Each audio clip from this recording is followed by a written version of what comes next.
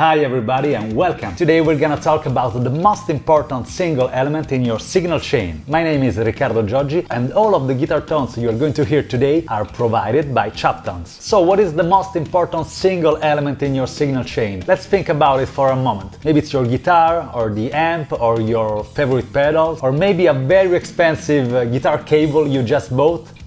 No, the answer is no. I'm sorry, all of those answers may seem correct, and I mean, of course, you need a very good guitar, very good and reliable guitar strings, etc., etc. But none of these single elements is going to affect your tone as much as your cabinet. Yeah, it's the cabinet. This is the single element in your signal chain that will affect your tone way more than anything else. Of course, I think none of us has the space or the resources to collect many guitar cabinets. I mean, you'd need a lot of storage space for that, and I guess a pretty good amount of money to invest. Luckily for all of us, there are companies like Choptones that make and create from the scratch high-quality impulse responses. So basically a crazy amount of different speakers and guitar cabinets are at our disposal, available on the Choptones website. What I'm gonna do today is to show you 3 different impulse responses. The first impulse response is called Bug